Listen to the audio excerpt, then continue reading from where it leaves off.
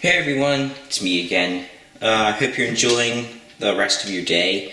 Well, a lot has happened since the recording of the last video, so I need to kind of do an update video, which is what I'm doing now.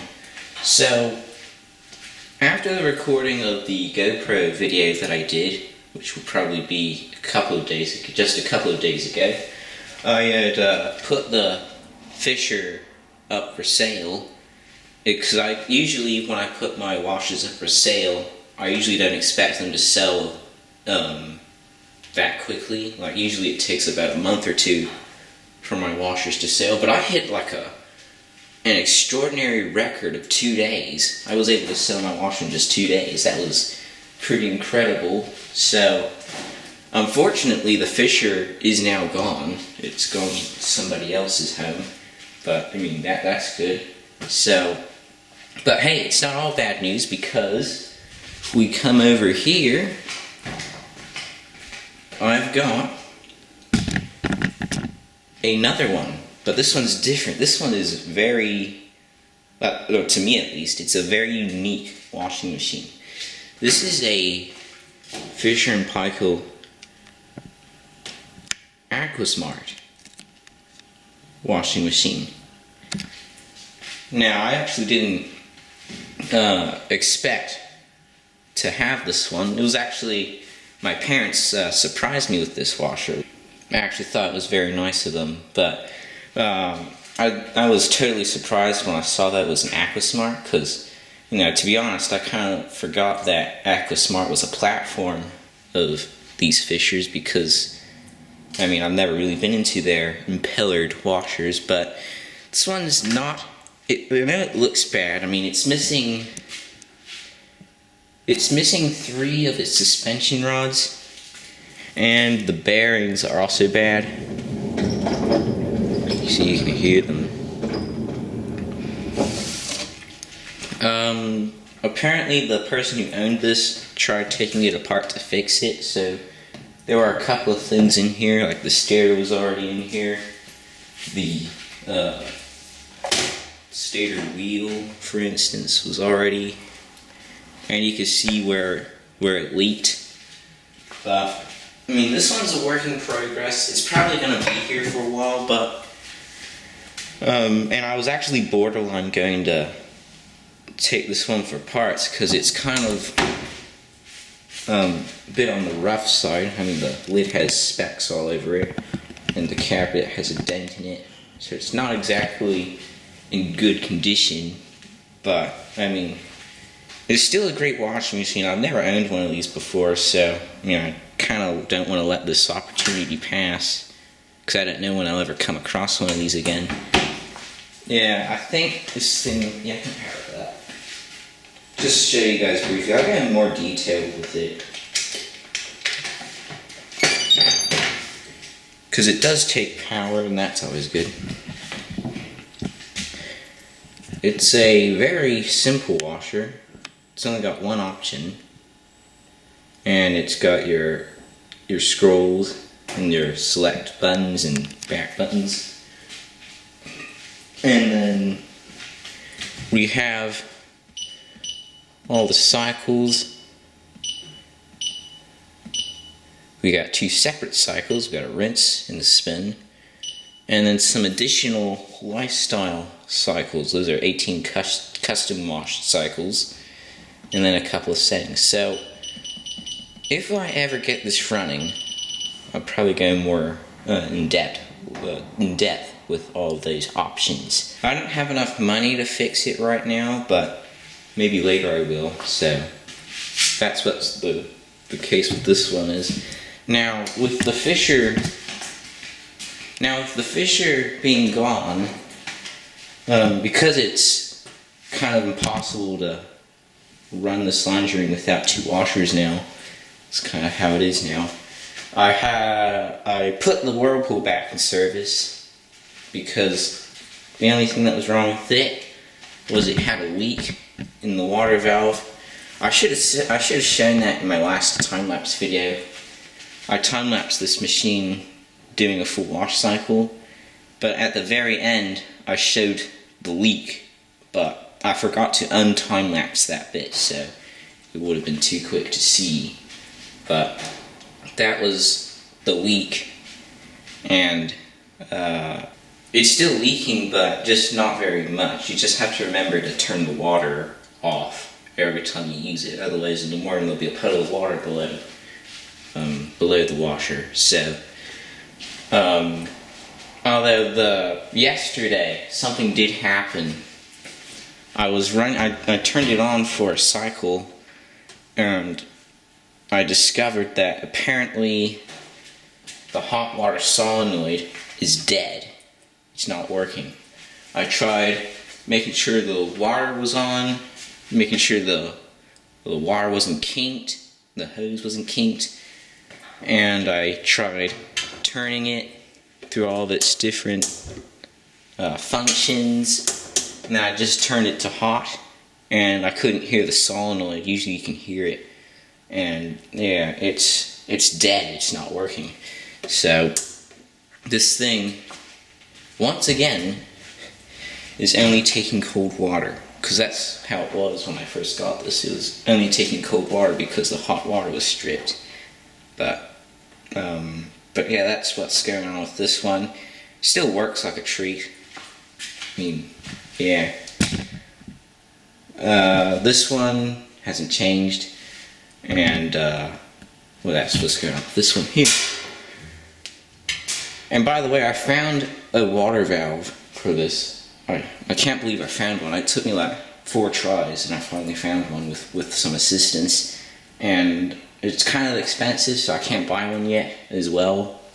So I'm just gonna have to deal with that leak for now, and also with just using cold water. Anyways, next up is the big part of this update. We've come back to my glorious Maytag A512, and because nothing can stop me from looking inside now, we're gonna have a look down here. Alright, so let me get my light.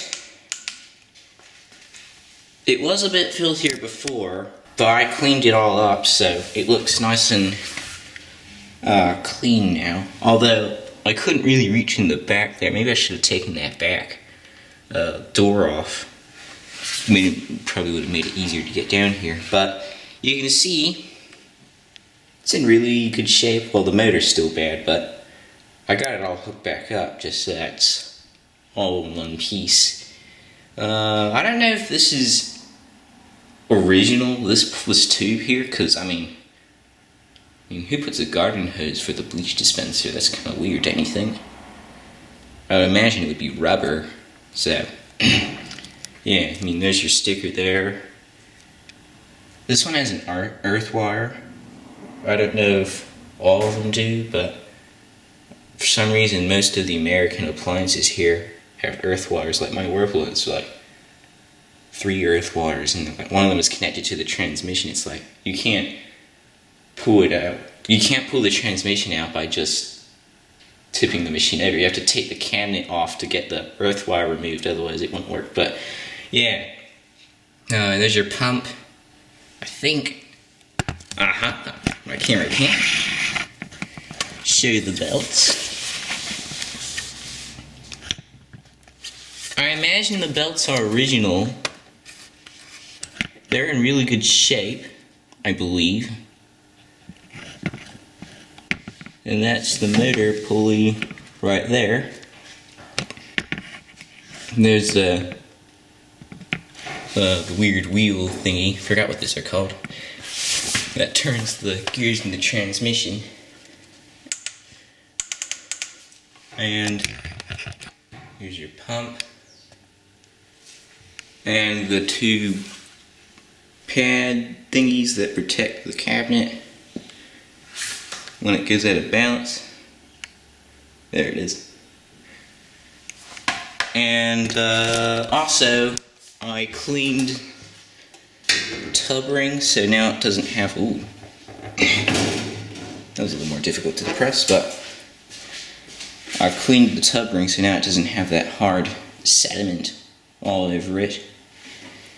So it'll make it more, if it ever goes out of balance, it won't look disgusting, should I say. Not that it matters, but it just makes it easier to look at. But yeah, that's still the same. That is still the same. This is... I also went into my toolbox and found a couple of screws to secure this in place. They're not identical to each other, but they still work. Alright, so that is what's going on with this washer.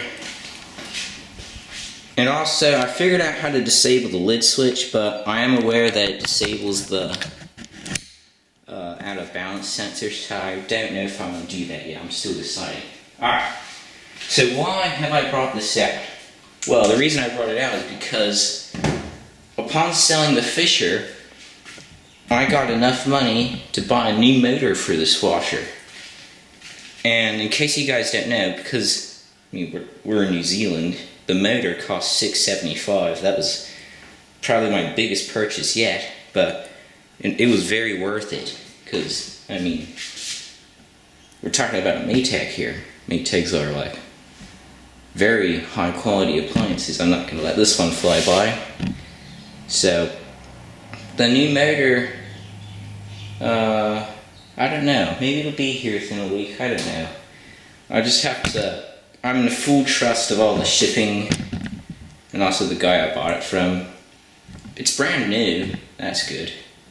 And hopefully it's the right... It has the right voltage. 240 volts. So hopefully that works. And, well, that's what's going on with this one. So who knows? Maybe in a week I might have the motor and I'll be able to see if this thing will actually work again, because this is 32, well, this year it'll be 33 years old, so it's kind of up there, but yeah.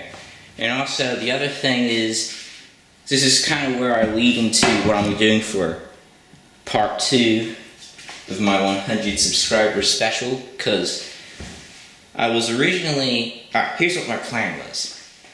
I was gonna try and buy the motor before I hit 100 subscribers, but ever since I recorded when I recorded my first wash of the Fisher, I was only at 80 subscribers, and I jumped from like 80 subscribers to 100 in like just 2 weeks. So that was I really did not expect that.